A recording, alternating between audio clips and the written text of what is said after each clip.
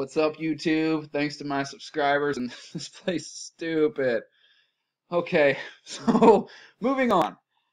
A little disclaimer because you have to do it every time you talk about the space stuff. As far as I'm concerned, we're a stack of pancakes at IHOP. All right, there's a bunch of dimensions all stacked on top of each other, and when NASA talks about space, I think they're talking about the space in between dimensions. I do believe in dimensional travel, though, which has no relevance to physical barriers. I do believe in the firmament or the case or whatever we're inside, but that's got nothing to do with dimensional travel. There's something out there. It's I don't know how. I don't trust the time frames that we're given. The supposed how old or young this stuff is. I'm no help on that. I think we're either a lot older or a lot younger than what we're being told. But regardless, the point I'm trying to make is that I can go back thousands of years through every civilization, every culture, every whatever region of this reality, and find some sort of documentation of some sort of celestial event or heavenly body that comes in and out of our dimension and causes havoc. And here's the best part, is those who don't believe it, you're going to see it soon enough for yourself anyway. As far as the planets you can see with the telescope, they could be holograms. I don't know, okay? But regardless, I believe in this thing, and I think we're going to see it soon enough. Now, this is from 1983. We're going to get into more of this later after I read this article anyway. This is from 1983, the Washington Post, mainstream media. Possibly as large as Jupiter. The distance from Earth of a mysterious object in space was reported incorrectly in some editions yesterday. The correct figure is 50 billion miles away. All right. Now, just keep in mind when I'm going to read this word a lot to you, Earth. It's all capitalized throughout the whole article. I don't know why that is. I find that very strange because I'm a grammar Nazi. I'm a grammar nerd. So I've talked about this. If you go into the book of Genesis, the very first, it talks about God creating the heaven and the earth.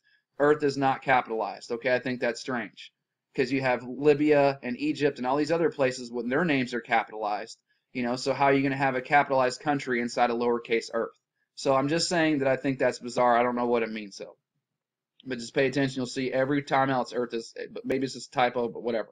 A heavenly body possibly as large as the giant planet Jupiter and possibly so close to Earth that would be part of the solar system has been found in the direction of the constellation Orion by an orbiting telescope aboard the U.S. infrared astronomical satellite. And there were comments on this article. People were saying that that's supposedly where they're saying Planet 9 is from, and is in that location over there by the constellation Orion. So that's very interesting, yeah?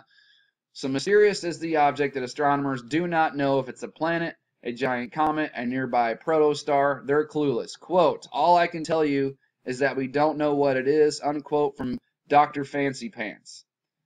The most fascinating explanation of this mysterious body, which is so cold it casts no light and has never been seen by optical telescopes on Earth or in space, is that it is a giant gaseous planet as large as Jupiter and as close to Earth as 50 trillion miles. While that may seem like a great distance in earthbound terms, it's a stone throws.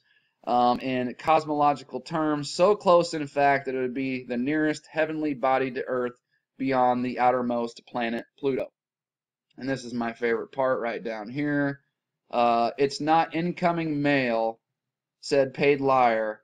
I want to douse that idea with as much cold water as I can. Well, here's the thing. If you don't know what it is, then don't pretend like you know what it's going to do or where it's going to go, you arrogant asshole. It's that simple.